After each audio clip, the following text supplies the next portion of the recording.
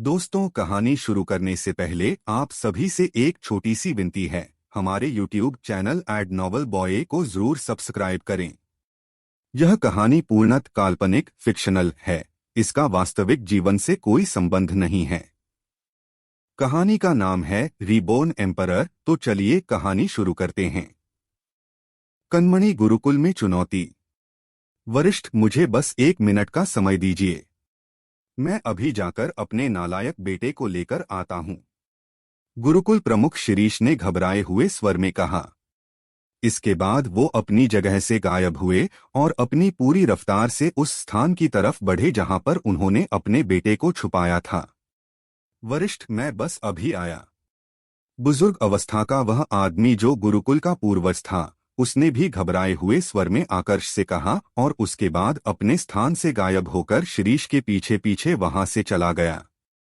बुजुर्ग अवस्था के उस आदमी को इस बात का डर था कि कहीं गुरुकुल प्रमुख शिरीष अपने बेटे को कहीं दूसरी जगह पर ना छुपा दे। ऐसा नहीं था कि उन्हें गुरुकुल प्रमुख शिरीष पर हमेशा से संदेह था। उनकी नज़र में गुरुकुल प्रमुख शिरीष अच्छे आदमी थे, लेकिन अभी जो स्थिति थी उसमें उस बुजुर्ग अवस्था के आदमी को ऐसा लग रहा था कि गुरुकुल प्रमुख शिरीष गुरुकुल प्रमुख से ज्यादा एक पिता के तौर पर काम करेंगे। अपने बेटे को वह मौत के मुंह में तो कैसे धकेल सकते थे? अगर उन्होंने श्वेताभ को छुपा दिया तो कीमत पूरे गुरुकुल को चुकानी होगी। इधर आकर्ष ने दोनों की बात पर बिल्कुल भी ध्यान नहीं दिया। वह अपने स्थान पर ही चुपचाप खड़ा रहा। बाकी सारे एल्डर भी घबराकर अपने स्थान पर खड़े थे। किसी की कुछ बोलने की भी हिम्मत नहीं हो रही थी। लगभग 1 मिनट बाद गुरुकुल प्रमुख शिरीष और वह बुजुर्ग अवस्था का आदमी दोनों एक तीसरे व्यक्ति के साथ वहां पर प्रकट हुए, जिसके चेहरे पर उलझन का भाव था। यह श्वेताभ था, जिसको कुछ भी समझ में नहीं आ रहा था कि उसको इतनी जल्दबाजी में यहाँ पर क्यों लाया गया है। तुम यहाँ? जैसे ही उसकी नजर आकर्ष पर पड़ी, एक पल के लिए वह चौंक पड़ा। उसकी आंखों में उलझन और ज्यादा बढ़ गई। वरिष्ठ, मैं अपनी गलती के लिए शर्मिंदा हूं। यह सारी गलती मेरे बेटे की है। आपके साथ हुए उस छोटे से झगड़े में इसने वरिष्ठ सुदर्शन को मारने की योजना बना ली थी। जब मुझे पता चला कि यह खत्म हो चुका है तो मुझे और कुछ भी समझ में नहीं आया। आवेग में आकर मैंने वरिष्ठ सुदर्शन पर प्रहार कर दिया और उन्हें मार डाला। जानता हूं कि इसमें सारी गलती मेरे बेटे ने की है, लेकिन एक पिता के तौर पर यह मेरी भी गलती है कि मैं इसे सही तरीके से बड़ा नहीं कर पाया। ऊपर से जब मुझे पता चला कि यह जिंदा है तो मैंने सच्चाई को भी छुपाने की कोशिश की। अगर आपको किसी को दोष देना है तो सिर्फ मुझे और मेरे बेटे को दें। चाहे तो हम दोनों को खत्म कर दीजिए, पर मेरे निर्दोष गुरुकुल को छोड़ दीजिए। गुरुकुल के एल्डरों और बाकी सब लोगों की कोई भी गलती नहीं है। गुरुकुल प्रमुख शिरीष ने अपना सिर झुकाकर शर्मिंदगी से भरे स्वर में कहा। सबसे शक्तिशाली गुरुकुल के गुरुकुल प्रमुख के रूप में यह पहली बार था जब उन्होंने किसी के सामने इस तरह से सिर झुकाया था, वह भी शर्मिंदा होकर। इसके बाद उन्होंने आकर्ष के जवाब का भी इंतजार नहीं किया। अपनी ऊर्जा का इस्तेमाल करके अपने सारे आंतरिक अंगों को नष्ट कर दिया और अपनी चेतना को भी हमेशा हमेशा के लिए मिटा दिया। पिताजी! गुरुकुल प्रमुख शिरीष को आत्महत्या किए देख पूरा गुरुकुल चीखों से भर गया। यहाँ तक कि चित्रसेन और इस बुजुर्ग अवस्था के आदमी की आंखों में भी आंसू आ चुके थे। शिरीष के लिए उन्हें जितना बुरा लग रहा था, श्वेताभ पर उतना ही ज्यादा गुस्सा आ रहा था। इधर श्वेताभ इस बात से पूरी तरह अनजान था कि उसके पिता ने आकर्ष के डर में आत्महत्या की है। इसलिए उसने पास में खड़े चित्रसेन से मदद मांगने की कोशिश की। चित्रसेन दादा, इसको खत्म कीजिए। श्वेताभ ने ऊर्जा के माध्यम से संदेश भेजकर चित्रसेन से कहा। अब चित्रसेन तो पहले ही अपने भाई के गम में डूबा हुआ था। जैसे ही उसने श्वेताभ का संदेश सुना, उसका सारा गुस्सा श्वेताभ पर ही फूट पड़ा। नालायक, इतना सब कुछ करवाने के बाद अब तू चाहता है कि मैं वरिष्ठ पर प्रहार करूं? तुझे इतने से भी शांति नहीं मिली। देख नहीं पा रहा, तेरी वजह से मेरा भाई मर गया, तेरे पिता को आत्महत्या करनी पड़ी और तुझे अभी भी बदले की पड़ी है। चित्रसेन का गुस्सा इतना तेज था कि उनके शरीर से आक्रामक आभाएं निकलने लगी थी जो सीधा श्वेताभ पर पड़ रही थी। अब श्वेताभ तो सिर्फ महामंत्र मंडल का योद्धा था। एक साथ सिद्धांत समझ चुके योद्धा का भी शरीर इतना मजबूत नहीं हो सकता था कि वह 10 सिद्धांत समझ चुके योद्धा की आभा को सीधा अपने शरीर पर ले।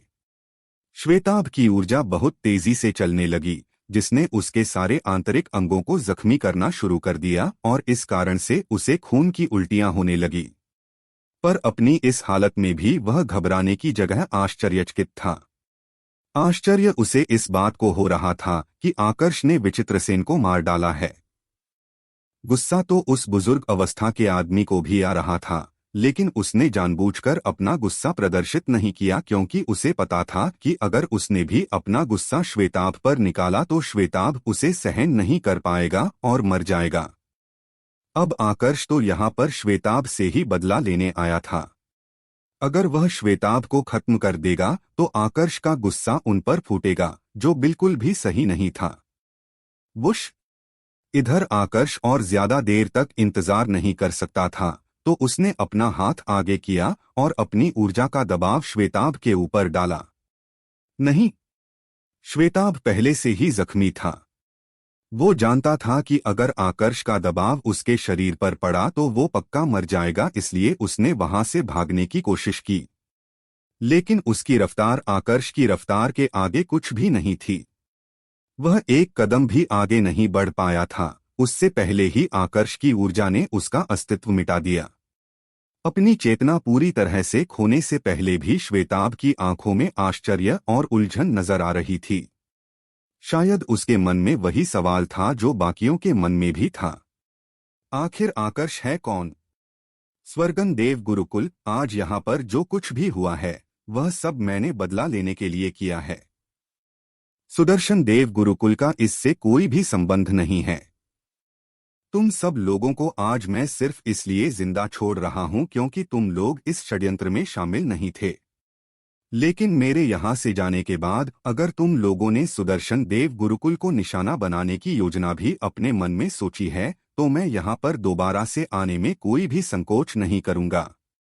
याद रखना, आज सिर्फ गुरुकुल प्रमुख और उसके बेटे को खत्म किया है। अगली बार मैं यहाँ पर आया तो तुम्हारा पूरा गुरुकुल इतिहास बनकर रह जाएगा। आकर्ष ने सबसे पहले सभी योद्धाओं की जादुई अंगूठियां अपने पास ली और उसके बाद एक गंभीर स्वर में चेतावनी दी।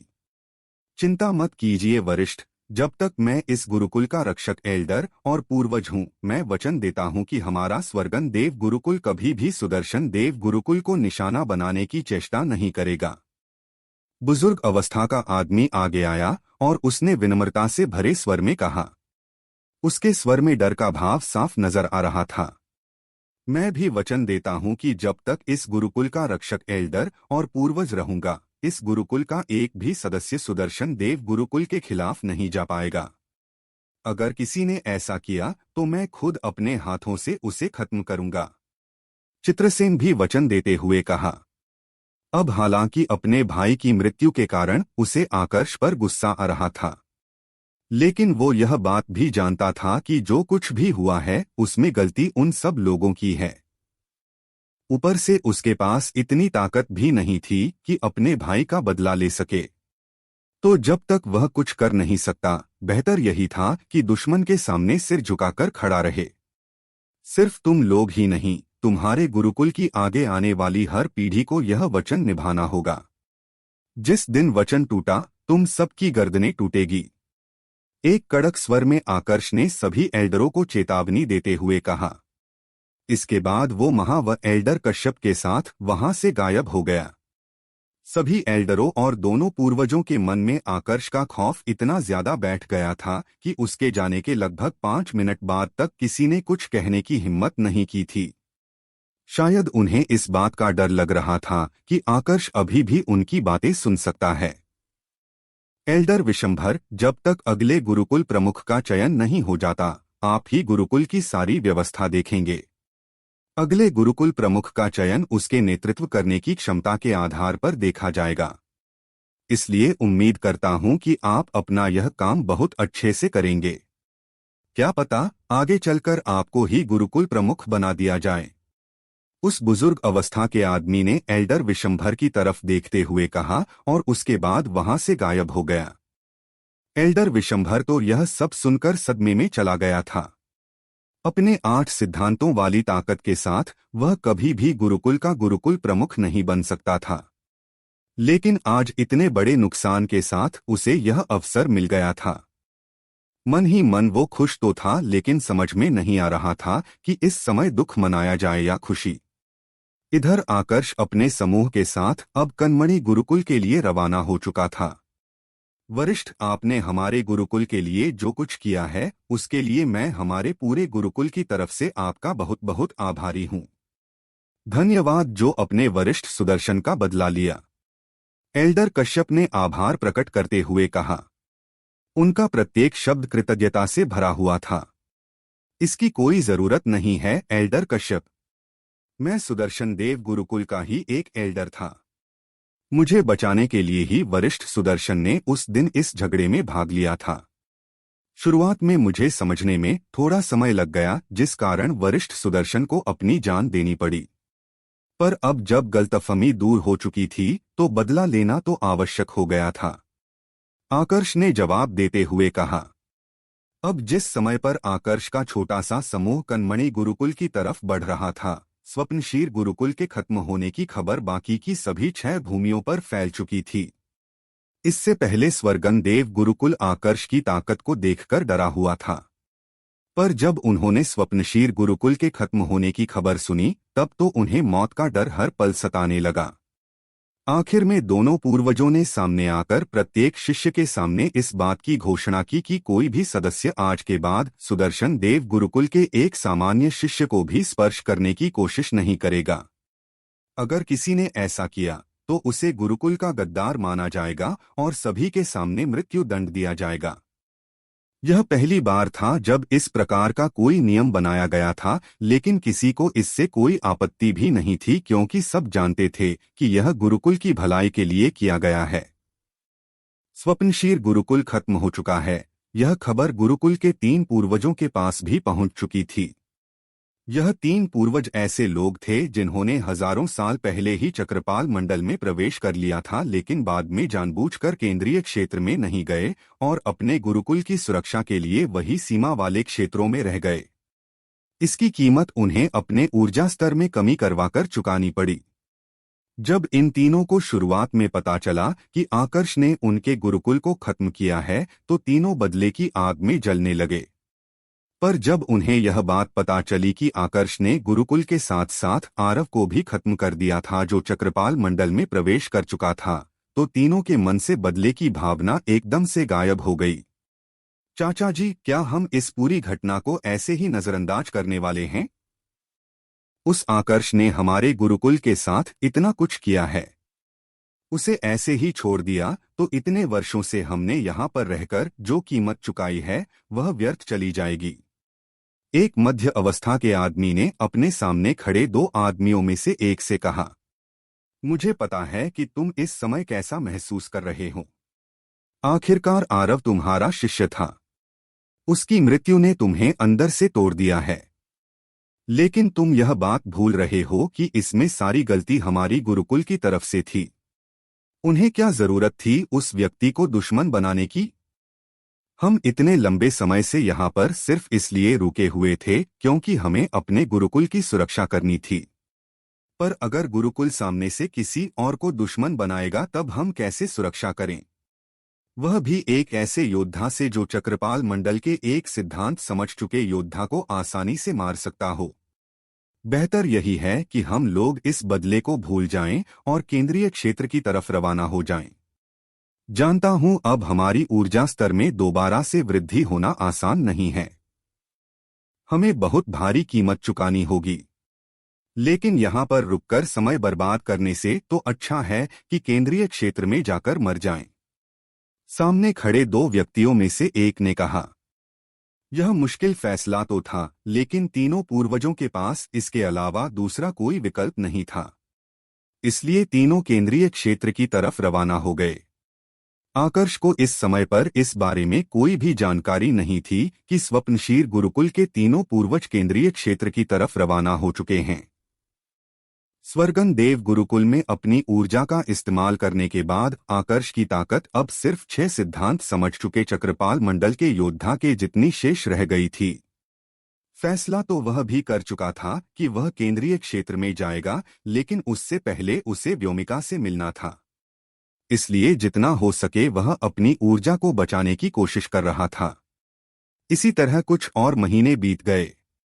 यहां से आगे कनमणि गुरुकुल की सीमा शुरू होती है। एक स्थान पर आने के बाद एल्डर कश्यप ने आगे की जमीन की तरफ इशारा करते हुए कहा। यह जमीन पूरी की पूरी फूलों से भरी हुई थी। ऐसा लगता था जैसे यह कोई अलग ही दुनिया हो। अंदर चले, आकर्ष ने महा की तरफ देखते हुए कहा। क्या मैं हमारे आने की घोषणा कर दूं? एल्डर कश्यप ने आकर्ष से पूछा। अब उन्हें पता नहीं था कि आकर्ष यहाँ पर क्यों आया है।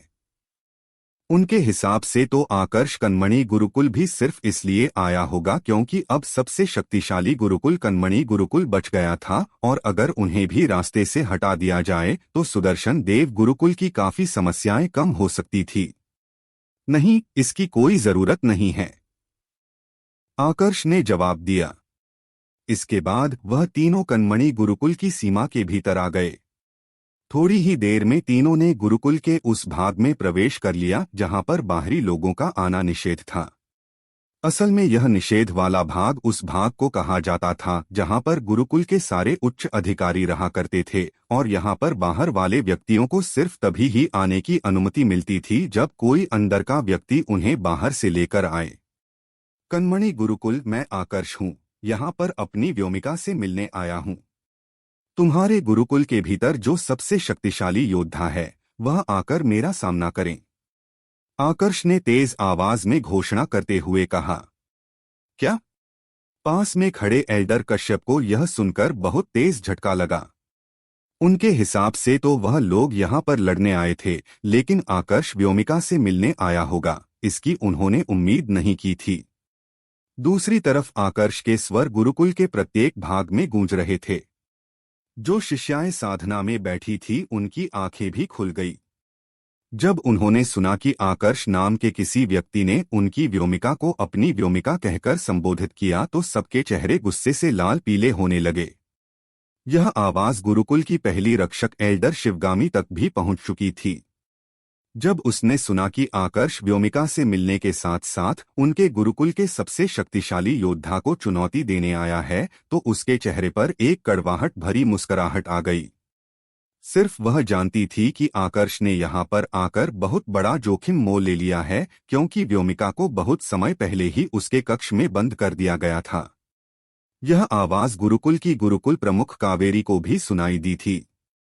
आकर्ष का नाम सुनकर एक बार के लिए तो उसके चेहरे पर गुस्से का भाव आ गया। असल में जब वह महासभा के दौरान आकर्ष से मिली थी तो उसे विश्वास हो गया था कि आकर्ष केंद्रीय क्षेत्र के किसी बड़े परिवार का सदस्य है। वह तो आकर्ष और व्योमिका की शादी का सोच रही थी।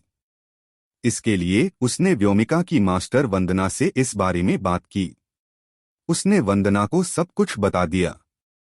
जब वंदना ने सुना कि व्योमिका अपवित्र हो चुकी है तो उसका गुस्सा फूट पड़ा। उसने व्योमिका को खत्म करने का प्रयास किया, लेकिन किसी तरह से कावेरी ने बीच में आकर व्योमिका को बचा लिया। इसके बाद स्वप्नशील गुरुकुल की फैलाई गई खबर उन तक पहुंच गई। इसमें बताया गया था कि आकर्ष किसी भी बड़े परिवार का सदस्य नहीं है, वह मृत्यु लोक से आया है। यह खबर मिलते ही वंदना ने फिर से व्योमिका को मारने का प्रयास किया। अब की बार तो पहली रक्षक एल्डर को बीच में आकर बचाव करना पड़ा, लेकिन वंदना के पिता उसके साथ थे, जिस कारण से सभी को हार माननी पड़ी। आखिर में सभी के बीच में आने के कारण व्योमिका को जान से तो नहीं मारा गया, लेकिन उसको एक कक्ष के भीतर हमेशा के लिए बंद कर दिया गया। व्योमिका बस उसी कक्ष में बंद होकर अपनी मृत्यु का इंतजार कर रही थी। यही कारण था कि कावेरी को आकर्ष पर गुस्सा आ रहा था। उसे लग रहा था कि उसने आकर्ष पर विश्वास करके बहुत बड़ी गलती की थी। यह आवाज कनमणि गुरुकुल के सबसे शक्तिशाली योद्धा अर्थात वंदना के पिता को भी सुनाई दी थी। अब उन्हें इस बारे में कोई जानकारी नहीं थी कि आकर्ष कौन है। हाँ, उन्होंने एक दो बार उसका नाम सुना था, पर उनके हिसाब से आकर्ष अभी इतना योग्य नहीं हुआ था कि वह उसे याद रखें। इसलिए आज जब उन्होंने आकर्ष की चुनौती सुनी तो उन्हें लगा कि आकर्ष बस 10 सिद्धांत समझ चुका कोई भोपाल मंडल का योद्धा है जो उनके साथ मुकाबला करने आया है। इसलिए उन्होंने उसे पूरी तरह से नजरअंदाज कर दिया। गुरुकुल के एक अन्य हिस्से में दो सुंदर महिलाएं इस समय तलवार के साथ अभ्यास कर रही थी। जब पहली महिला ने आकर्ष की आवाज सुनी तो उसकी आंखें कर्कशता से भर गई। यह महिला कोई और नहीं बल्कि व्योमिका की मास्टर वंदना थी। वही उसके साथ अभ्यास कर रही दूसरी महिला थी, उसकी आखिरी शिष्य मृणाल। उसने जब आकर्ष की आवाज सुनी तो उसे अपनी बहन के लिए चिंता होने लगी। एक लावारिस की इतनी हिम्मत जो वह मेरे पिता को मुकाबले की चुनौती दे। मैं तो इसे मारने का ही सोच रही थी और आज यह खुद यहाँ पर चला आया। वंदना ने एक कर्कशता से भरी आवाज में कहा और उसी क्षण अपने स्थान से गायब होकर आकर्ष से मिलने के लिए निकल गई। मृणाल पीछे कैसे रह सकती थी? वह भी उसके पीछे पीछे जाने लगी। कनमणि गुरुकुल में एक बहुत ही ऊंचा पेड़ था जिसकी अलग अलग शाखाओं पर कई अलग अलग घर बने हुए थे। वही उसकी जड़ों के पास ऐसे कमरे थे जिनको गुरुकुल का कारागार गृह कहा जा सकता था। ऐसे ही एक कमरे में इस समय एक महिला बैठी थी। इस कमरे के चारों तरफ इतने ज्यादा देव जाल बनाए गए थे कि कोई भी इसके भीतर ना तो प्रवेश कर सकता था और ना ही यहाँ से बाहर निकल सकता था। कमरे में बैठी है महिला कोई और नहीं बल्कि व्योमिका थी। अब भले ही कोई कमरे के भीतर न आ सकता हो, लेकिन बाहर की आवाज तो सुनाई दे जाती थी। व्योमिका ने जब आकर्ष की आवाज सुनी तो एक बार के लिए तो उसका चेहरा खुशी से खिल उठा। सिर्फ वही जानती थी कि इस व्यक्ति को उसने कितना ज्यादा याद किया था। लेकिन जैसे ही उत्साह में वह अपने स्थान से खड़ी हुई, उसे एहसास हुआ कि उसकी स्थिति क्या है। एकदम से उसकी आंखें चिंता से भर गई। पर यह चिंता उसे अपने लिए नहीं बल्कि आकर्ष के लिए हो रही थी। यह क्यों आया है यहाँ पर? मास्टर इसे कभी भी नहीं छोड़ेगी। मैंने कहा था कि मेरे बारे में भूल जाए और यहाँ पर ना आए। अब तक कम से कम इस बात को लेकर तो खुश थी कि मैं मर जाऊंगी, पर वह तो जिंदा रहेगा। लेकिन उसने मुझसे मेरी यह खुशी भी छीन ली। व्योमिका ने एक टूटी हुई आवाज में अपने आप से कहा। मन ही मन वो बस उम्मीद कर सकती थी कि उसकी मास्टर किसी तरह से आकर्ष पर दया दिखा दे या आकर्ष सच में किसी बड़े परिवार का सदस्य हो ताकि उसकी जान बच जाए। इधर आकर्ष महा और एल्डर कश्यप के साथ कनमणि गुरुकुल के सबसे शक्तिशाली योद्धा का इंतजार कर रहा था। काफी समय हो गया था पर अभी तक कोई भी नहीं आया था। वो फिर से कुछ कहने वाला ही था कि तभी उसे किसी की मौजूदगी महसूस हुई। बुश! एकदम से एक महिला उसके सामने प्रकट हुई जिसकी आंखें कर्कशता से भरी हुई थी। आंखों में कत्ल का भाव साफ नजर आ रहा था। तो तुम हो आकर्ष? उस महिला ने आते ही अपनी गुस्से और कर्कशता से भरी आवाज में आकर्ष से सवाल किया। यह महिला कोई और नहीं बल्कि वंदना थी जो आकर्ष को मारने के इरादे से यहाँ पर आई थी। अब देखना यह था कि क्या वह ऐसा कर पाती है या नहीं। कनमणि गुरुकुल में जो 4 सबसे शक्तिशाली योद्धा थे उनमें से एक तो 10 सिद्धांतों को समझ चुका था। बाकी की 3 महिलाएं थीं जिन्होंने 9 सिद्धांत समझे थे। इनमें सबसे ताकतवर थी पहली रक्षक एल्डर शिवगामी। उसके बाद जो ताकतवर थी वह थी वंदना जो गुरुकुल की दूसरी रक्षक एल्डर थी।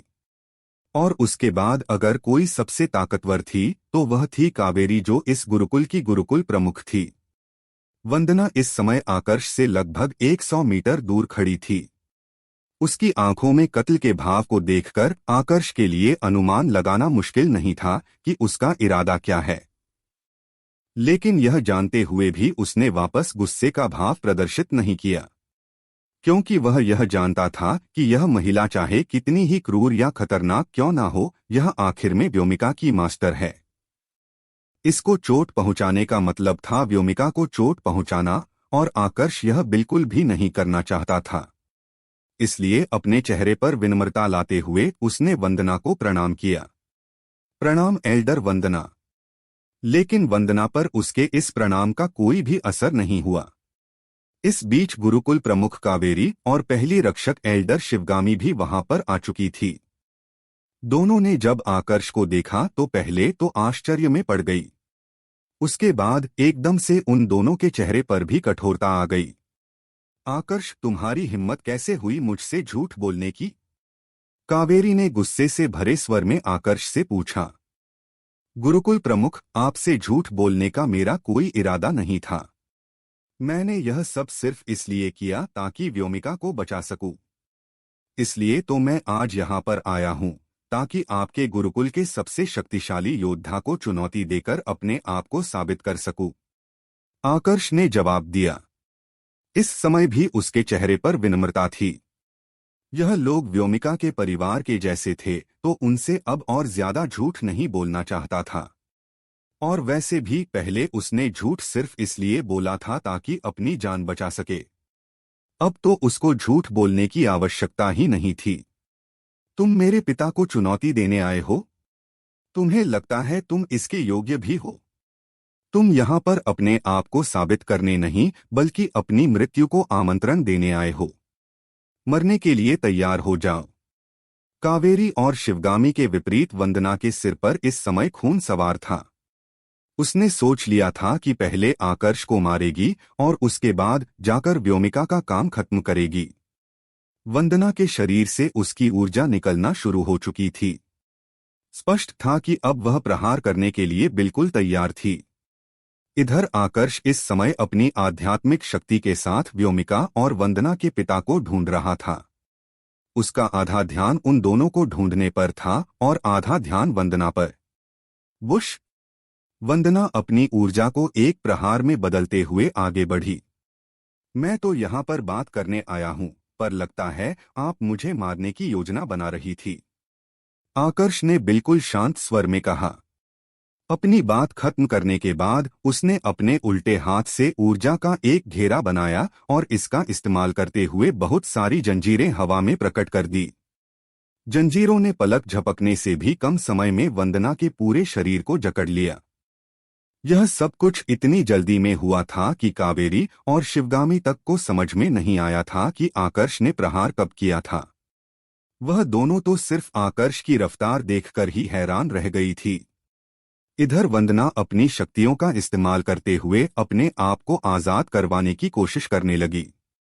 लेकिन वो जितना जोर लगा रही थी, जंजीरें उसे उतनी ही ज्यादा मजबूती के साथ पकड़ रही थी। कुछ ही पलों में वंदना को समझ में आ गया कि उसकी कोशिशें उसे छुड़ा नहीं सकती। अब तो मैं योग्य हूं ना? वंदना को लाचार देखकर आकर्ष ने पूछा। यह सुनकर वंदना को पहले तो आश्चर्य हुआ, उसके बाद उसके मन में घबराहट पैदा होने लगी। उसे इसकी उम्मीद नहीं थी कि आकर्ष इतना ज्यादा शक्तिशाली होगा। उम्मीद तो कावेरी और शिवगामी को भी नहीं थी, पर बहुत जल्द उन्होंने अपने आप को संभाल लिया था।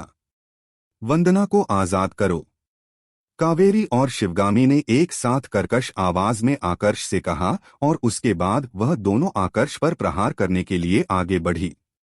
दोनों को अपनी तरफ आते देख आकर्ष ने कुछ भी नहीं किया। अब जब बात योग्यता की आ चुकी थी तो बताना आवश्यक हो गया था कि वह कितना योग्य है। आकर्ष को इतना शांत देखकर कावेरी और शिवगामी को भी थोड़ा अजीब लगने लगा, पर दोनों ने अपने प्रहार को नहीं रोका। बैंग! कावेरी के हाथ में एक कमल के जैसा अस्त्र था, वही शिवगामी के हाथ में एक शक्ति दंड जैसा अस्त्र था। दोनों के साथ दोनों ने अपनी पूरी ताकत से आकर्ष पर प्रहार किया था। पर जैसे ही आकर्ष पर प्रहार हुआ, सामने एक अदृश्य दीवार प्रकट हो गई जिसने दोनों के प्रहार को बड़ी ही आसानी से रोक लिया। असंभव! कावेरी और शिवगामी दोनों के चेहरे का रंग पीला पड़ चुका था। उन दोनों की मिली हुई ताकत 10 सिद्धांत समझ चुके भूपाल मंडल के शक्तिशाली योद्धा को भी जख्मी करने के लिए पर्याप्त थी, परंतु उनका यह शक्तिशाली प्रहार आकर्ष को स्पर्श भी नहीं कर पाया था। इस पर अगर दोनों हैरान नहीं होती तो और क्या करती। वैंग इसी अवसर का आकर्ष ने फायदा उठाया और कावेरी व शिवगामी को उस स्थान से काफी दूर धकेल दिया। अब उसकी नजर फिर से वंदना पर आ चुकी थी। वंदना भी डरी हुई थी, मगर उसकी आंखों से आकर्ष के प्रति नफरत और कत्ल का भाव अभी भी गायब नहीं हुआ था। यह बात आकर्ष को अब खटकने लगी थी। वो वंदना को नुकसान नहीं पहुंचाना चाहता था, लेकिन उसका मन कह रहा था कि अगर इसको जिंदा छोड़ा तो यह आगे बड़ा खतरा बनेगी। अब आकर्ष उलझन में पड़ गया। वो सोचने लगा कि अब क्या करें। तभी उसे किसी की मौजूदगी महसूस हुई। लगता है अपनी बेटी को खतरे में देखकर तुम भी सामने आने पर मजबूर हो गए, आकर्ष ने मन ही मन अपने आप से कहा। सामने की तरफ से इस समय एक तीव्र ऊर्जा की तरंग हवा को चीरते हुए उनकी तरफ बढ़ रही थी। एक ही पल बाद वह ऊर्जा की तरंग सीधा वंदना के पास आकर रुकी। यह वही आदमी था जो थोड़ी देर पहले आकर्ष को नजरअंदाज कर रहा था। यह वंदना का पिता था। प्रणाम वरिष्ठ। कावेरी और शिवगामी दोनों ने एक साथ उस व्यक्ति को प्रणाम किया, लेकिन उस व्यक्ति ने उन दोनों के प्रणाम का कोई जवाब नहीं दिया। उसकी नजर तो आकर्ष पर टिकी हुई थी। कौन हो तुम? उस व्यक्ति ने गंभीर स्वर में आकर्ष से पूछा। पिताजी। वह आदमी ध्यान से आकर्ष को देख रहा था कि तभी उसे वंदना का स्वर सुनाई दिया। वंदना इस समय लगभग रोने को आई थी। दुनिया की नजर में भले ही वह एक बड़ी महिला थी, लेकिन अपने पिता के सामने आज भी वह एक छोटी बच्ची ही थी। जब वंदना के पिता ने वंदना की तरफ देखा और अपनी बेटी को जंजीरों में पाया तो उनका चेहरा एकदम से कठोरता से भर गया। तुरंत उन्होंने अपनी ऊर्जा को सक्रिय किया और एक जोर का प्रहार करके उन सारी जंजीरों को तोड़ दिया। जंजीरों को टूटा देखकर कावेरी और शिवगामी दोनों के मन में उम्मीद की एक किरण जागी। वरिष्ठ उग्रसेन ने जंजीरों को तोड़ दिया। तब तो इसका मतलब हुआ कि वह इस आकर्ष से ज्यादा ताकतवर है।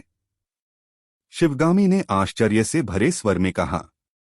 कावेरी ने इसका कोई जवाब तो नहीं दिया, लेकिन आश्चर्य का भाव उसकी आंखों में भी दिखाई दे रहा था। वह आश्चर्यचकित इसलिए थी क्योंकि उन जंजीरों को वह दोनों तोड़ नहीं पाई थी। अगर वरिष्ठ उग्रसेन ने उन जंजीरों को तोड़ भी दिया था तो भी इसका मतलब था कि आकर्ष कम से कम उनकी बराबरी पर तो था। तुमने मेरी बेटी को जंजीरों में बांधा। लगता है जीने से तुम्हारा मन भर गया है लड़के। अपनी बेटी को आजाद करवाने के बाद वरिष्ठ उग्रसेन ने गुस्से से भरे स्वर में आकर्ष से कहा। आकर्ष को गुस्सा पहले से आया हुआ था। वंदना पर तो वह अपना गुस्सा प्रदर्शित कर नहीं सकता था। ऐसे में जब उसने उग्रसेन की बात सुनी तो उसका गुस्सा भड़क गया और उसने तुरंत अपनी ऊर्जा का इस्तेमाल करके एक तेज प्रहार उग्रसेन पर कर दिया। बूम! हालांकि यह आकर्ष का सबसे शक्तिशाली प्रहार नहीं था, लेकिन इसमें इतनी ऊर्जा तो थी कि उग्रसेन को जख्मी कर दे। प्रहार इतनी तेजी से हुआ था कि उग्रसेन चाहकर भी कोई प्रतिक्रिया नहीं दे पाए। जब तक वह कुछ समझते, प्रहार उनके शरीर से टकरा चुका था और उन्हें अपने स्थान से लगभग 500 मीटर दूर फेंक चुका था। इतना दूर जाने के बावजूद उग्रसेन पूरी तरह से अपने आप को संभाल नहीं पाए थे।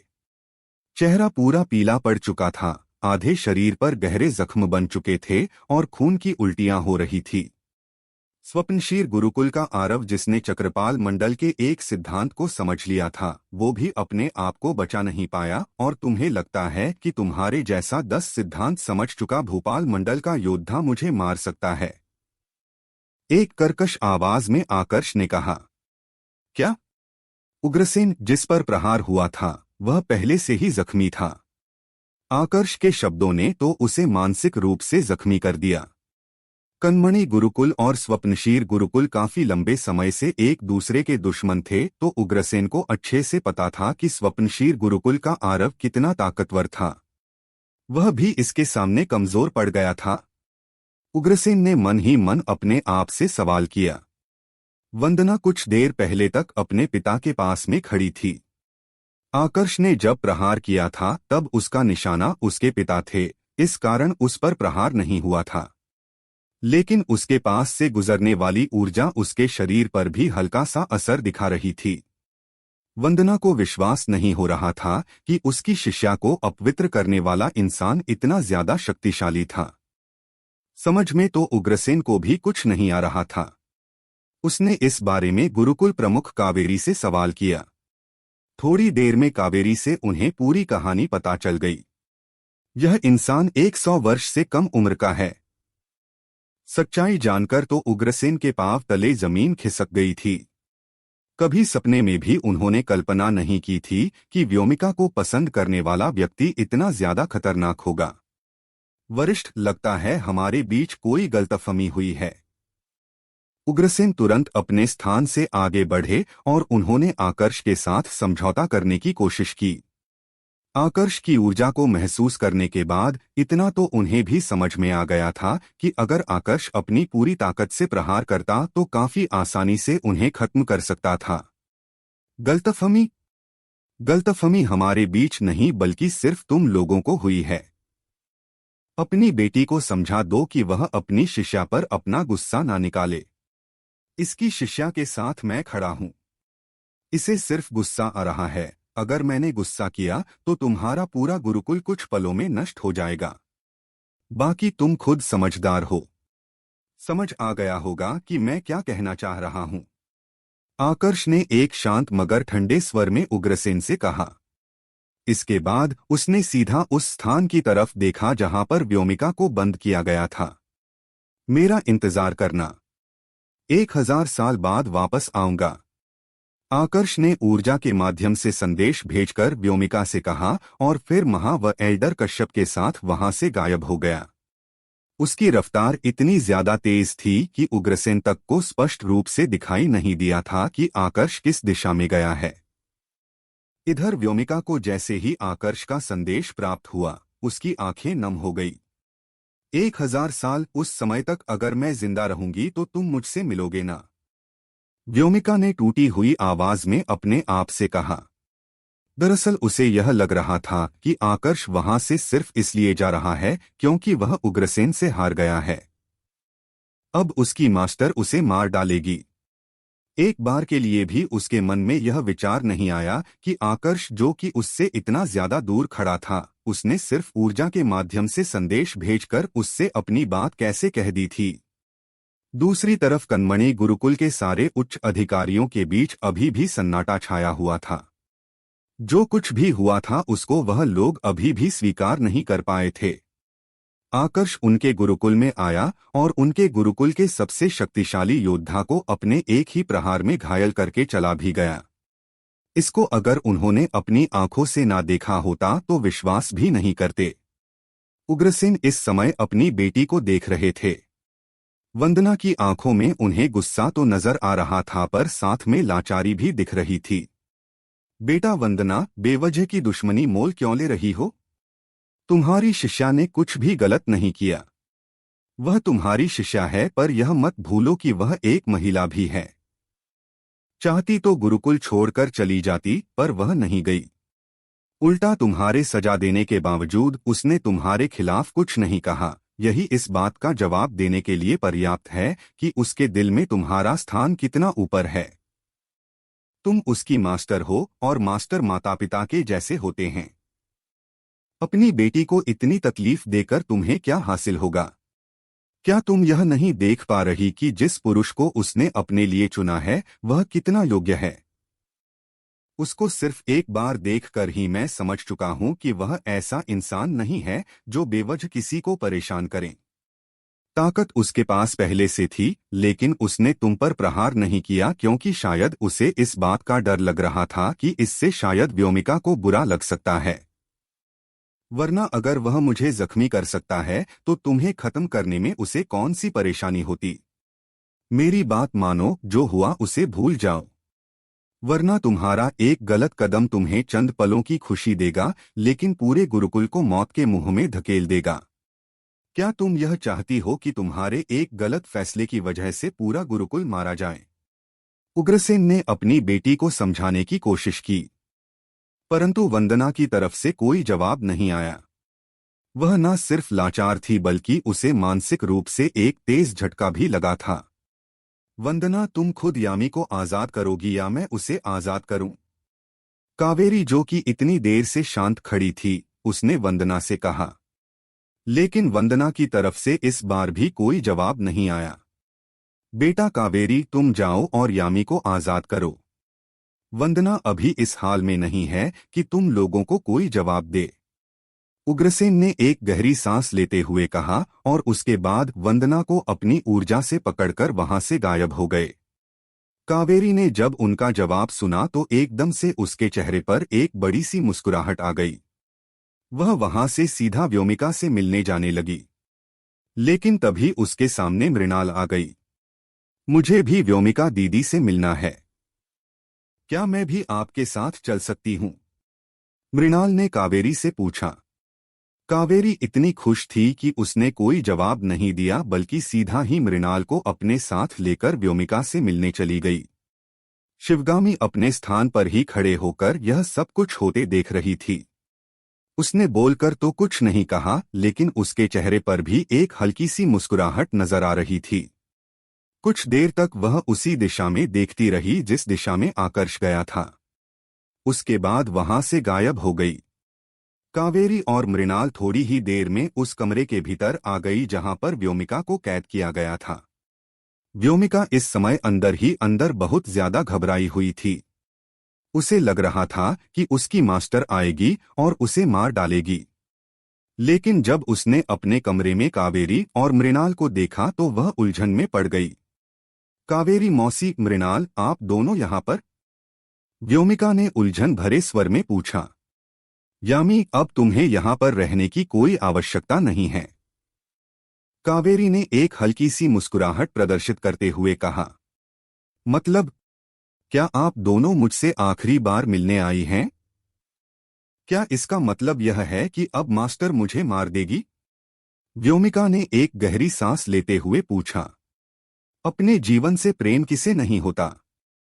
निश्चित रूप से व्योमिका को भी अपने जीवन से प्रेम था, लेकिन उसकी मास्टर के एहसान ही उस पर इतने ज्यादा थे कि वो अपनी मास्टर के खिलाफ नहीं जा सकती थी। दीदी, आपको अब कोई भी नहीं मारने वाला।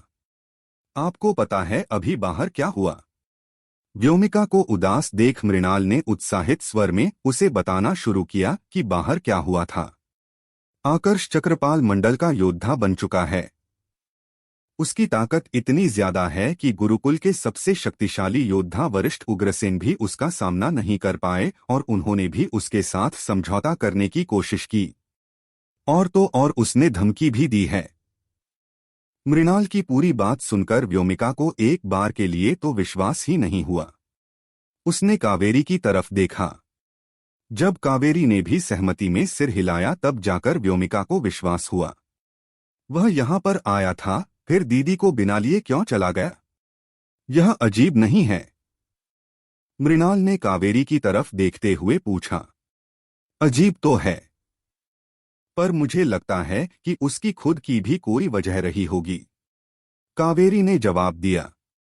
इसके बाद उसने व्योमिका की तरफ देखा और पूछा, क्या उसने जाने से पहले तुमसे कोई बात की थी? हाँ, उसने संदेश भेजकर कहा था कि वह 1000 साल बाद मुझसे मिलने आएगा, व्योमिका ने जवाब दिया। 1000 साल बाद? यह कुछ ज्यादा लंबा समय नहीं है, मृणाल ने कहा। नहीं, शायद उसे कोई जरूरी काम होगा। वह नहीं चाहता होगा कि यामी उसके साथ रहे और उस पर कोई खतरा आए, कावेरी ने जवाब दिया। वाह, तो मतलब यामी दीदी उसके साथ रहेगी तो खतरा है, पर वह दूसरी महिला उसके साथ रहेगी तो उसे कोई खतरा नहीं है, मृणाल ने थोड़ा नाराज होते हुए कहा। बेकार की बातें मत करो मृणाल। इतनी ताकत होने के बाद भी अगर वह तुम्हारी दीदी के खातिर यहाँ पर आया है तो मतलब बिल्कुल साफ है कि उसे तुम्हारी दीदी की परवाह है। इसलिए बेकार के आरोप मत लगाओ, कावेरी ने कहा। यामी ने इस दौरान बोलकर कुछ नहीं कहा, लेकिन उसके चेहरे से साफ समझ आ रहा था कि उसे इन शब्दों से थोड़ी तकलीफ हुई थी। यामी, तुम्हारी मास्टर अभी गुस्से में है। मुझे नहीं लगता कि वह तुमसे बात भी करना चाहेगी। तुम थोड़े दिन मेरे साथ रहो, उसके बाद मैं खुद तुम्हें तुम्हारी मास्टर के पास लेकर चलूंगी। मुझे यकीन है कि वह हमेशा तुमसे नफरत नहीं कर पाएगी, कावेरी ने समझाया। इसके बाद वो यामी को उस कक्ष से लेकर बाहर चली गई।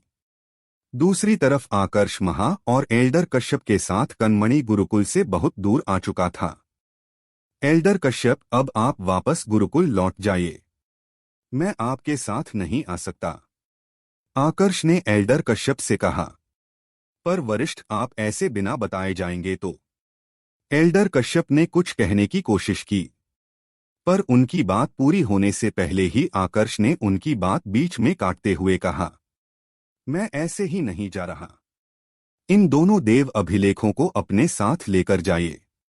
यहां से गुरुकुल जाना और वहां से वापस आकर केंद्रीय क्षेत्र जाना काफी लंबा रास्ता पड़ जाएगा। यह दो देव अभिलेख गुरुकुल की मदद करने के लिए पर्याप्त होंगे। इनमें से एक के भीतर स्वर्गन देव गुरुकुल की दिव्य योग्यता है और दूसरे में स्वप्नशील गुरुकुल की देव तकनीक है। इनका अच्छे से प्रयोग कीजिए। जब सही समय आएगा तब मैं वापस आपके गुरुकुल में आ जाऊंगा। अभी मुझे कुछ अधूरे काम पूरे करने हैं, आकर्ष ने कहा और उसके बाद बिना एल्डर कश्यप का कोई जवाब सुने महा को लेकर वहां से गायब हो गया। एल्डर कश्यप चुपचाप वहां पर खड़े होकर उस दिशा में देखते रही जहां पर आकर्ष गया था। काफी देर तक वह कोई भी प्रतिक्रिया नहीं दे पाए।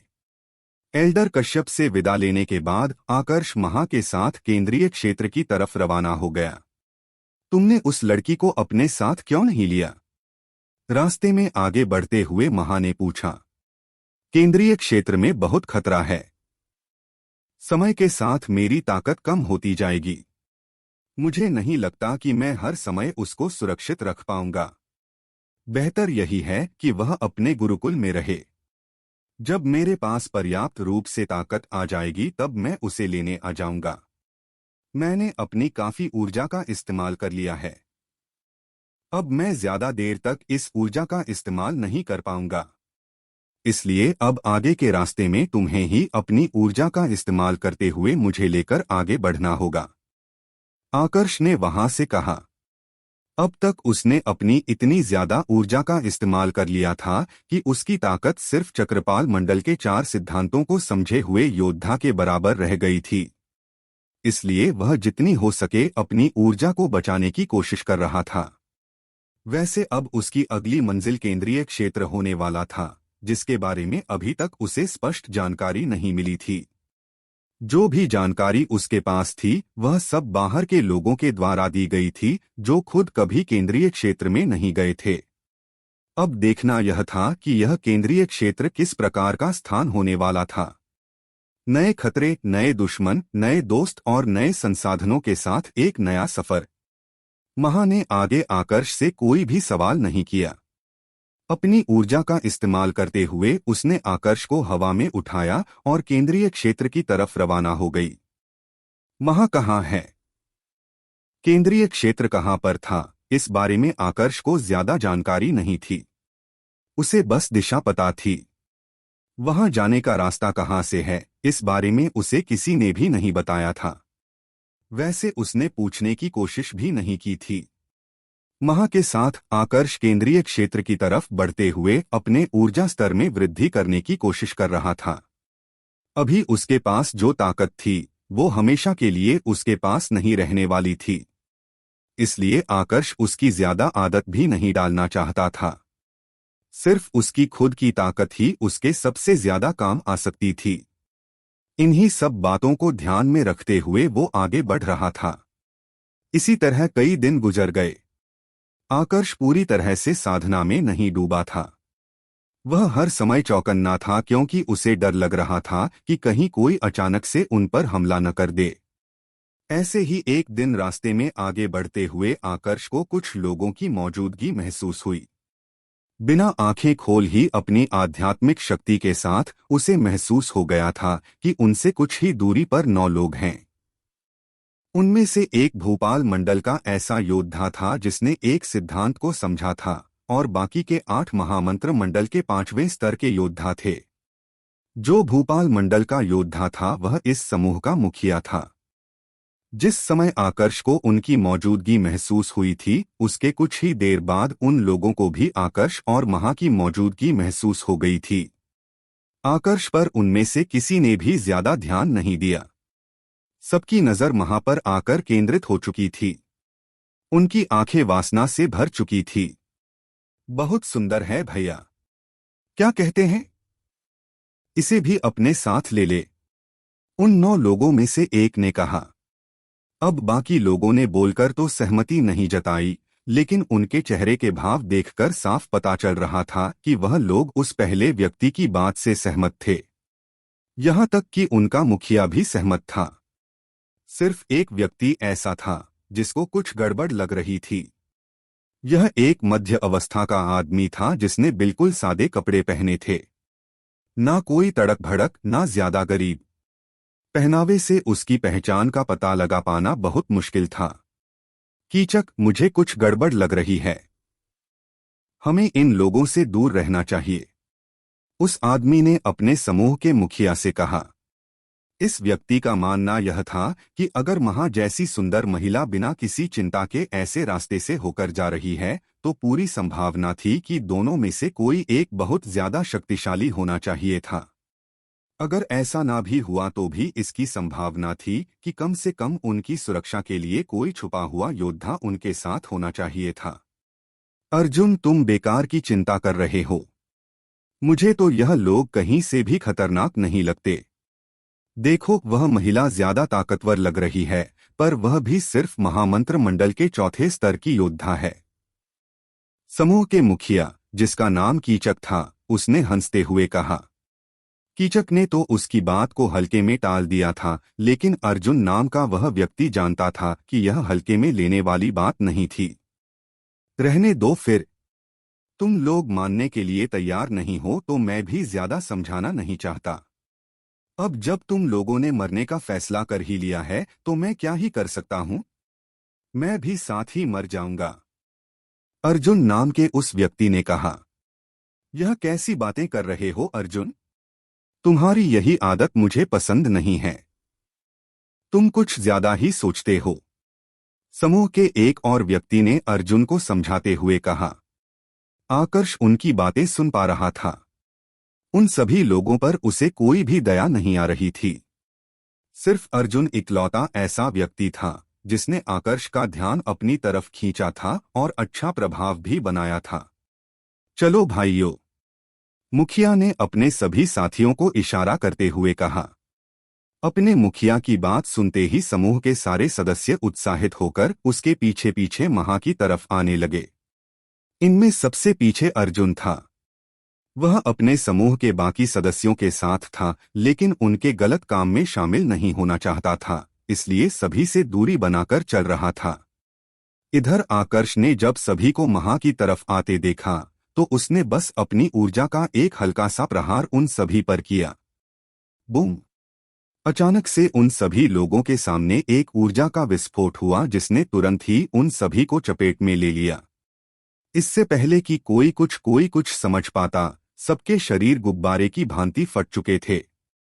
अपने सामने धमाका देखकर अर्जुन ने अपनी आंखें बंद कर ली। उसे पता था कि उन्होंने गलत इंसान से दुश्मनी मोल ले ली है, तो वह अपनी मृत्यु को स्वीकार करने के लिए बिल्कुल तैयार था। पर जब कुछ पलों के बाद भी उसे कोई दर्द महसूस नहीं हुआ तो उसे थोड़ा आश्चर्य हुआ। उसने झट से अपनी आंखें खोली और देखने की कोशिश की कि हुआ क्या है।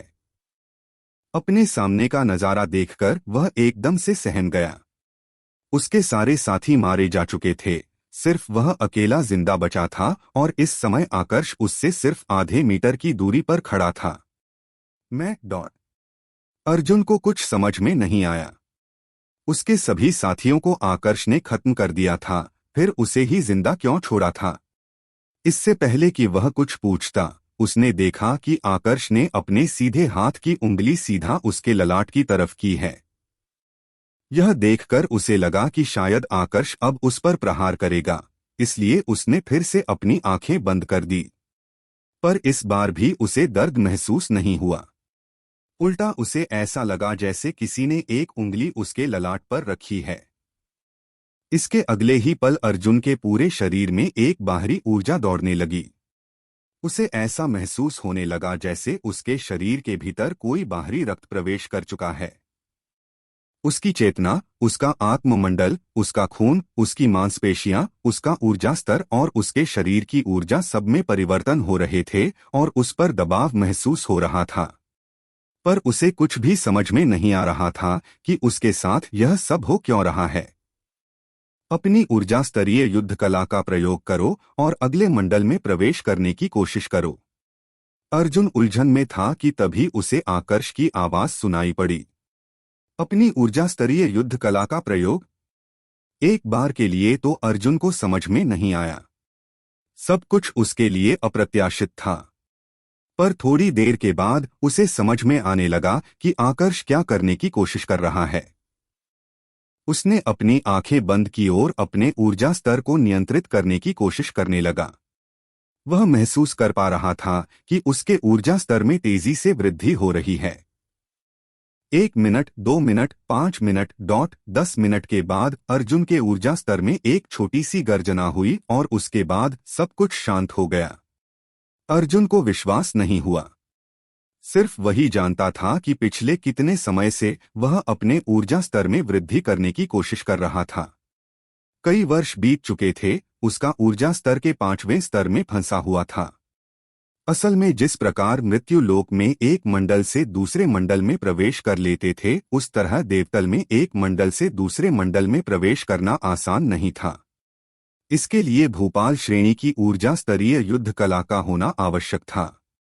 अर्जुन के पास इस प्रकार की कोई युद्ध कला नहीं थी। उसके पास सिर्फ उच्च श्रेणी की ऊर्जा स्तरीय युद्ध कला थी। उसने कई बार कोशिश की थी, लेकिन कहीं से भी वह भूपाल श्रेणी की ऊर्जा स्तरीय युद्ध कला हासिल नहीं कर पाया था। इसके अलावा ऐसा भी नहीं था कि सिर्फ ऊर्जा स्तरीय युद्ध कला के साथ कोई आसानी से अगले मंडल में प्रवेश कर सकता था। किस्मत का भी साथ होना जरूरी था। पर आज अर्जुन के लिए सबसे विचित्र दिन था, क्योंकि बिना किसी ऊर्जा स्तरीय युद्ध कला के और अच्छी किस्मत के उसने महामंत्र मंडल से भूपाल मंडल में प्रवेश कर लिया था। सिर्फ प्रवेश नहीं किया था, बल्कि एक सिद्धांत को भी समझ लिया था। यह झटका अर्जुन के लिए इतना बड़ा था कि कुछ देर के लिए तो उसे समझ में नहीं आया कि प्रतिक्रिया क्या दे। किसने सोचा था कि यहाँ इस तरह से वो भूपाल मंडल का योद्धा बनेगा। धन्यवाद वरिष्ठ, आपने जो मुझ पर एहसान किया है उसे मैं जीवन भर नहीं भूलूंगा।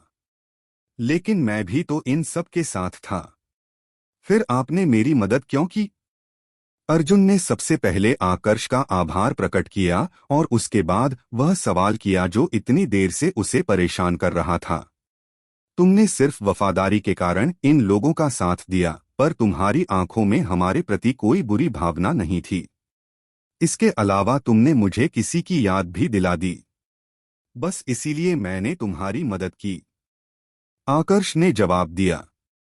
यहाँ पर वो जिसकी बात कर रहा था वह उसका सबसे भरोसेमंद साथी सहस्त्रजीत था।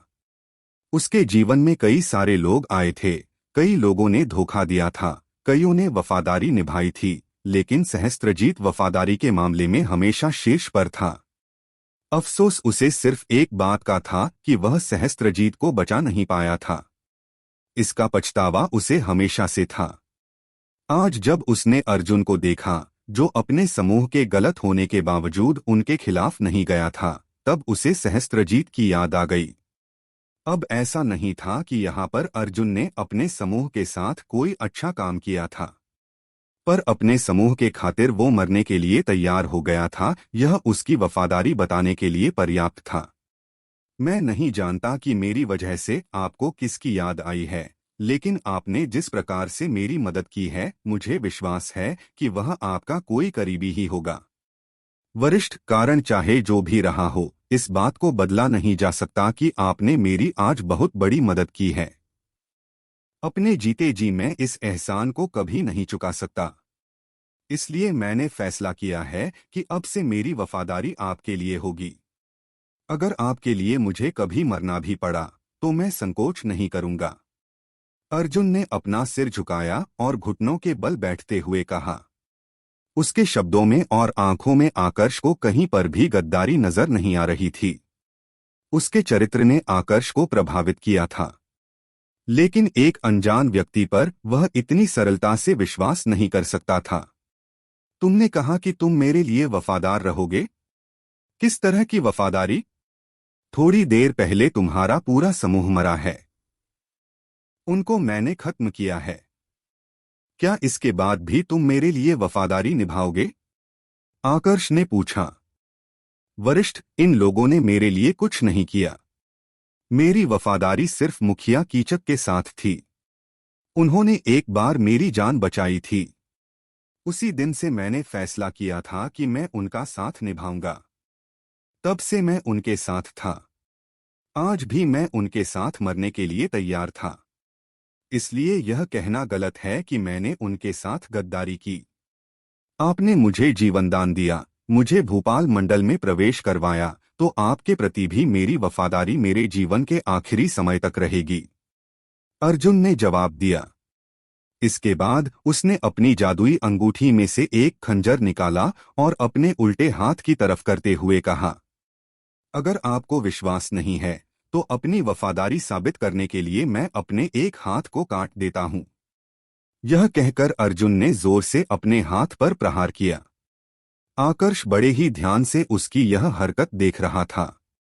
उसने उसे रोकने की कोशिश नहीं की। वो बस देखना चाहता था कि क्या अर्जुन सच में अपने हाथ को काट सकता है या नहीं। अर्जुन का खंजर जैसे ही उसके चमड़ी को स्पर्श करने वाला था, तब जाकर आकर्ष ने अपना हाथ आगे किया और उसके खंजर को रोका। ठीक है, मैं तुम पर विश्वास करता हूं। अब से तुम मेरे साथी हो। मुझे तुम आकर्ष कहकर संबोधित कर सकते हो। और यह महा है मेरी साथी। आकर्ष ने पहले अर्जुन को स्वीकृति दी, उसके बाद अपना परिचय दिया और सबसे आखिर में महा का परिचय दिया। महा ने जब सुना कि आकर्ष ने उसे बस अपनी साथी कहा है, तो उसे अंदर ही अंदर बहुत बुरा लगा। वह आकर्ष की साथी बनकर नहीं रहना चाहती थी। उसे वही स्थान चाहिए था जो व्योमिका का था। जब वह पहली बार आकर्ष से मिली थी, तब उसमें बचपना जरूर था, लेकिन इतने लंबे समय तक आकर्ष के साथ रहने के बाद अब उसे भी दुनियादारी और बाकी सब चीजें समझ में आने लगी थी। एक और बात, मैंने अभी तुम्हारे सामने जो ताकत प्रदर्शित की है, वह मेरी वास्तविक ताकत नहीं है। मैं चक्रपाल मंडल का योद्धा नहीं हूं। मैं बस महामंत्र मंडल के तीसरे स्तर का योद्धा हूं। यह सब मैं तुम्हें इसलिए बता रहा हूं ताकि तुम्हें पहले से ही पता हो कि जिसका तुम साथ दे रहे हो, जिसके प्रति तुम वफादारी रख रहे हो, उसका अस्तित्व क्या है। इसलिए अच्छे से सोच लो। अब तुम एक भोपाल मंडल के योद्धा हो। अपनी ऐसी ताकत के साथ क्या तुम एक ऐसे योद्धा के प्रति वफादारी रखना चाहोगे जो ताकत के मामले में तुमसे नीचे हो? आकर्ष ने अर्जुन से पूछा। यहां पर भी वो अर्जुन की परीक्षा ही ले रहा था। वह देखना चाहता था कि अर्जुन समय पड़ने पर फायदा उठा सकता है या नहीं। अर्जुन ने जब आकर्ष का सवाल सुना तो उसे विश्वास नहीं हुआ। ऐसा कैसे हो सकता था कि कोई योद्धा जो अभी उससे ताकतवर है, वह वास्तव में उससे कमजोर हो। मैंने एक स्तर की मदद से अपनी ताकत बढ़ाई है। यह ताकत लंबे समय तक नहीं रहती। समय के साथ मेरी ताकत और कम होगी। इसलिए मैं अभी ही तुम्हें यह सब कुछ बता रहा हूं। आकर्ष ने अर्जुन से कहा।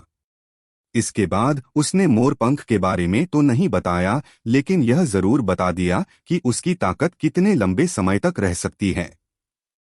अर्जुन उसकी जितनी ज्यादा बात सुन रहा था, उसे उतना ही ज्यादा आश्चर्य हो रहा था। तो क्या सोचा है तुमने? मेरे लिए वफादारी रखना चाहोगे? आकर्ष ने पूछा। वरिष्ठ, मैं अपने शब्दों पर अडिग हूं। मैंने आपसे वफादारी रखने का फैसला इसलिए नहीं किया क्योंकि आप ताकतवर हो। यह फैसला मैंने इसलिए किया क्योंकि आपने मुझे जीवनदान दिया और साथ में मेरे ऊर्जा स्तर में वृद्धि की।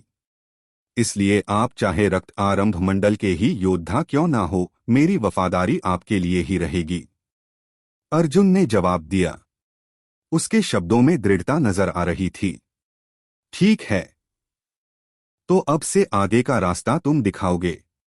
मैं कुछ समय साधना करूंगा तो अचेतन अवस्था में तुम अपनी ऊर्जा की सहायता से मुझे उठाकर आगे बढ़ोगे। आकर्ष ने कहा। जी मालिक, अर्जुन ने जवाब दिया और फिर आकर्ष के साथ केंद्रीय क्षेत्र की तरफ रवाना हो गया। अगले कुछ दिनों तक आकर्ष ने बस साधना करने का नाटक किया और अर्जुन पर नजर रखी। कई दिनों तक नजर रखने के बाद भी जब उसे अर्जुन जरा सा भी संदेहजनक महसूस नहीं हुआ तो आकर्ष ने अपनी साधना शुरू कर दी। इसी तरह कई महीने गुजर गए। इतने लंबे समय तक साधना करने के बाद आकर्ष ने आज अपनी आंखें खोली। सबसे पहले उसने महा की तरफ देखा। एकदम से उसके चेहरे के भाव गंभीर हो गए। अर्जुन, महा कहाँ पर है? आकर्ष ने गंभीर स्वर में अर्जुन से सवाल किया। मालिक, वो तो चली गई, अर्जुन ने जवाब दिया। चली गई? कहाँ चली गई? कब गई और तुमने इस बारे में मुझे बताया क्यों नहीं? आकर्ष ने इस बार गुस्से से भरे स्वर में पूछा। मालिक, वह 1 महीने पहले चली गई। मैंने रोकने की कोशिश की लेकिन उसने अपने आप को खत्म करने की धमकी दी। मैंने आपको भी साधना से जगाने की कोशिश की लेकिन उसने यह कहकर रोक दिया कि अगर मैंने आपको जगाया तो वह अपनी जान दे देगी। बस इसीलिए मैंने आपको जगाया नहीं, अर्जुन ने जवाब दिया। उसकी बात सुनकर आकर्ष को समझ में आने लगा कि महा ने ऐसा क्यों किया होगा। उसे महा की भावनाओं के बारे में पता था। पूरी संभावना थी कि जब उसने अर्जुन के सामने महा को अपनी साथी बताया होगा तभी से महा के मन में कड़वाहट पैदा हो गई होगी। उसने जाने से पहले यह जादुई अंगूठी आपको देने को कहा था, अर्जुन ने आकर्ष से कहा और उसके बाद एक जादुई अंगूठी उसको दे दी। इस जादुई अंगूठी को आकर्ष पहचानता था। यह महा की ही जादुई अंगूठी थी। जब उसने अंदर देखा तो पाया कि वहां पर 2 वस्तुएं रखी थी। एक तो हार था और दूसरा एक देव अभिलेख था जिसमें संदेश संरक्षित किया जा सकता था। इस हार को भी आकर्ष पहचानता था। यह वही हार था जिसके अंदर वह क्रिस्टल था जिससे महा अपना ऊर्जा स्तर बढ़ाया करती थी। उसे देखकर आकर्ष को अपने आप पर गुस्सा आने लगा। अगर उसे पहले पता होता कि ऐसा कुछ हो जाएगा तो वो साधना में बैठता ही नहीं। उसने जल्दी से देव अभिलेख निकाला और उसमें मौजूद संदेश को पढ़ा। संदेश में वही लिखा था जिसका आकर्ष को डर था। महा उसे इसलिए छोड़कर गई थी क्योंकि उसे आकर्ष का संबोधन पसंद नहीं आया था। उसने लिखा था कि अगर वह आकर्ष से दूर रहेगी तो आकर्ष को उसकी याद आएगी। वह आकर्ष पर बोझ नहीं बनना चाहती थी। आकर्ष से दूर रहकर वो खुद को भी मनाना चाहती थी कि आकर्ष उसका नहीं है। यह सब बातें पढ़ने के बाद आकर्ष को और भी बुरा लगने लगा। तुम पागल हो। अगर तुम्हें कुछ हो गया तो? कम से कम जाने से पहले अपनी सुरक्षा का तो कोई प्रबंध किया होता। जो वस्तु तुम्हारे लिए सबसे ज्यादा कीमती थी तुमने वही वस्तु मेरे हिस्से में छोड़ दी। आकर्ष ने एक गहरी सांस लेते हुए अपने आप से कहा। वह किस दिशा में गई थी? आकर्ष ने अब अर्जुन की तरफ देखा और महा का पता पूछा। उस दिशा में, अर्जुन ने उल्टे हाथ की तरफ इशारा करते हुए कहा। सीमा वाले क्षेत्र में वह कभी भी नहीं जाएगी। वह जगह ही उसे पसंद नहीं है। वह पक्का केंद्रीय क्षेत्र की तरफ गई है। उसने जानबूझकर यह दिशा चुनी ताकि मुझे ऐसा लगे कि वह इसी दिशा में जाएगी। पहले पता होता तो उसकी प्राण ऊर्जा से प्रज्वलित मोती तो अपने पास रखता। अब पता नहीं वह किस हाल में होगी। आकर्ष ने चिंता से भरे स्वर में अपने आप से कहा। जल्दी से केंद्रीय क्षेत्र की तरफ चलो। वह हमसे 1 महीने पहले जरूर निकली है पर मुझे नहीं लगता कि उसकी रफ्तार इतनी तेज होगी कि वह हमसे पहले केंद्रीय क्षेत्र पहुंच जाए, आकर्ष ने अर्जुन से कहा। इस बार अर्जुन ने कोई सवाल नहीं किया और अपनी पूरी रफ्तार से आकर्ष के साथ आगे बढ़ने लगा। इसी तरह कुछ और दिन बीत गए।